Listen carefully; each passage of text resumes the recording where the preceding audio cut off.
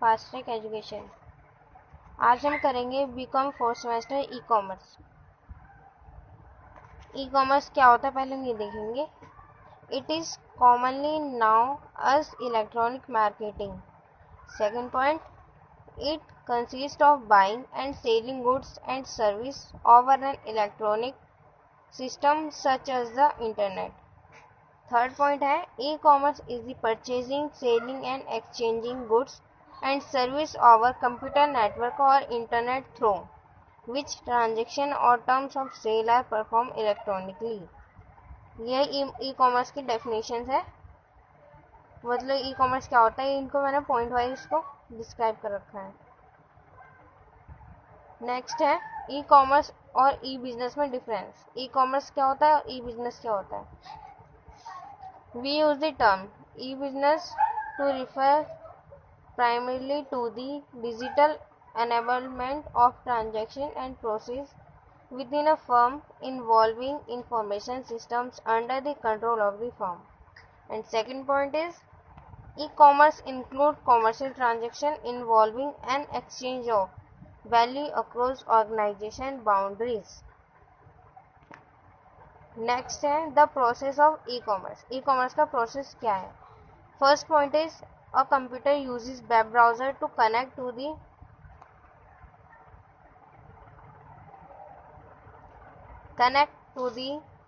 home page of a merchant website on the internet.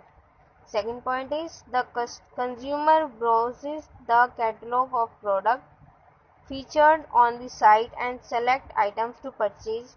The selected items are placed in the electronic equivalent of a shopping cart.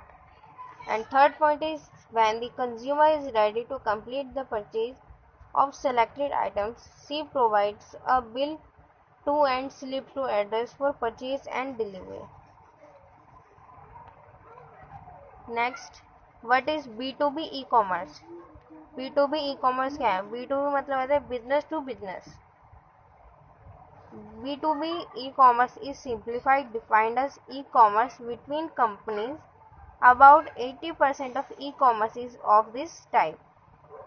For example, Intel selling microprocessor to Dell. Second, Heinz selling ketchup to MC Donald. B2B e-commerce इसमें एक structure के through मैं समझाती हूँ। जैसे business organisation है, पहले wholesaler है, वो कोई भी ऑर्डर देगा पहले वेबसाइट पे।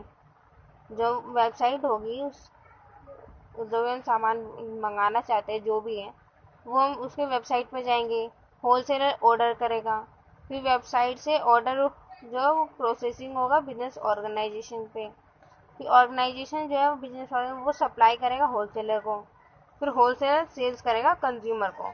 इसीलिए यहाँ लिखा है बिजनेस टू बिजनेस, मतलब ये भी बिजनेस है, यहाँ भी बिजनेस है, ये बिजनेस है, business to business e commerce. Second है what is B2C commerce. B2C मतलब business to consumer. Business to consumer e commerce और commerce between companies and consumer involves customer gathering information, purchasing physical goods और receiving products over an electronic network. For example Dell selling near laptop. Structure देखते हैं हम B2C e commerce. इसमें क्या करता है, customer जो होता है वो ऑर्डर करता है वेबसाइट के थ्रू, वेबसाइट से ऑर्डर प्रोसेसिंग होकर बिजनेस ऑर्गेनाइजेशन के पास जाता है, फिर जो बिजनेस ऑर्गेनाइजेशन है वो सप्लाई करता है कस्टमर के पास। तो इसलिए यहाँ पे लिखा है, यहाँ पे बिजनेस से कस्टमर को सीधे डायरेक्ट यहाँ पे सप्लाई कर रहे हैं, तो इसलिए यहाँ पे B2C बोला गया। नेक्स्ट थर्ड है what is B2G e commerce. B2G का फुल फॉर्म क्या होता है। Business to government. E-commerce or B2G is generally defined as commerce between companies and the public sector. It refers to the uses of the internet for public procurement, licensing procedures and other government related operations. For example, business pay taxes, file reports or sell goods and service to government agencies. इसका structure देखते हैं। जो business organisation है वो website पे जाता है और वेबसाइट से गवर्नमेंट। फोर्थ है what is C2C e commerce. C2C की फुल फॉर्म क्या होती है?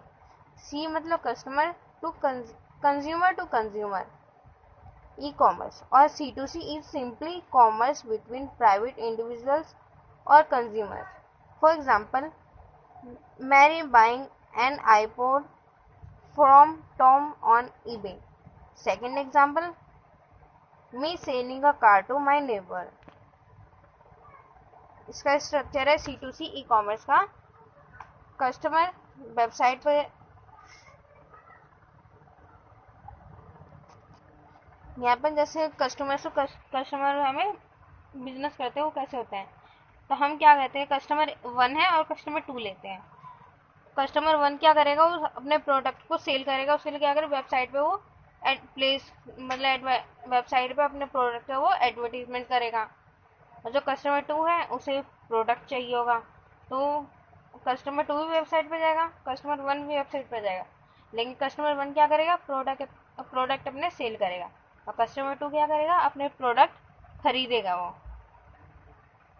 कस्टमर 2 प्रोडक्ट खरीदेगा, तो दोनों को से जाना पड़ेगा वेबसाइट पे। और कस्टमर 1 अपने प्रोडक्ट को सेल करने के लिए क्या करेगा, एडवर्टीजमेंट करेगा वेबसाइट पे, तो उसके बाद ये ऑर्डर दे देंगे, मतलब ये सेल करने का बोल देगा, यहाँ से ये ऑर्डर करके अपने सामान खरीद लेगा। लेकिन ये सामान फिर भी जाएगा कैसे, कस्टमर 1 से जाएगा कस्टमर 2 के पास, क्या जाएगा, रिसीव प्रोडक्ट। कस्टमर 2 कस्टमर 1 से प्रोडक्ट रिसीव करेगा, और कस्टमर 1 कस्टमर 2 से मनी रिसीव करेगा। ओके स्टूडेंट, नेक्स्ट है G2C ई कॉमर्स क्या है। This model is also a part of e commerce. The objective of the model is to provide good and effective service to its citizen. The government provides the following facilities to the citizens through website. Fourth is information of all government department. Fifth, different welfare schemes. And sixth point is different applications from to be used by the citizens. अब G2C का structure क्या है, G2C का structure देखते हैं। Government क्या करेगा, website पे जाएगा, गवर्नमेंट क्या करेगा, वेबसाइट पर जाएगा, और उसके बाद वेबसाइट से सिटीजन। G2B, G से government, to business. G2B is a business model that refers to government providing service or information to business organization. Government uses B2C model website to approach business organizations. Such websites support auction, tenders and application submission functionalities. G2B का structure है, government जाएगा website पे and website से business organization. अब पढ़ते हैं e commerce के advantages of e commerce. First point is faster buying selling procedure as well as easy to find product.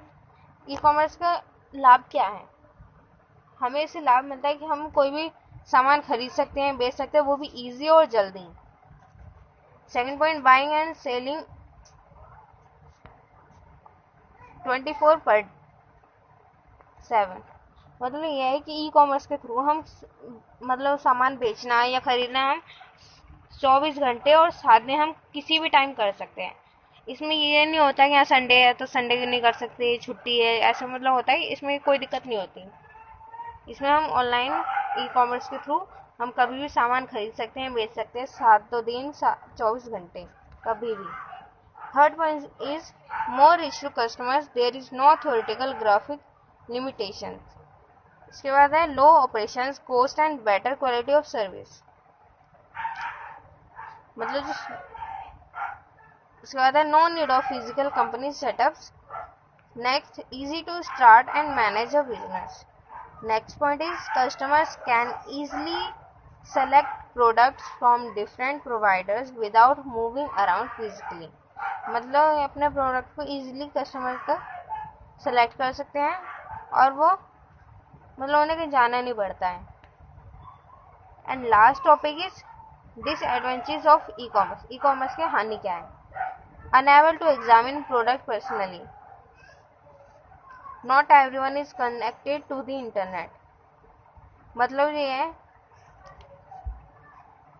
इसमें बहुत से लोग होते हैं जिनके पास फ़ोन नहीं है या फिर इनके बारे में नॉलेज नहीं है इंटरनेट के बारे में, तो उनसे कनेक्ट नहीं हो पाते, तो इस सबको इसका लाभ नहीं मिल पाता, ये हानि होगा। There is possibility of credit card number theft. And next point is mechanical failures can causes unpredictable effects on the total process. ये हमारा लास्ट टॉपिक था। किसी भी बच्चे को कोई डाउट हो तो कमेंट बॉक्स में लिख के भेज दीजिए and subscribe my channel, share and like.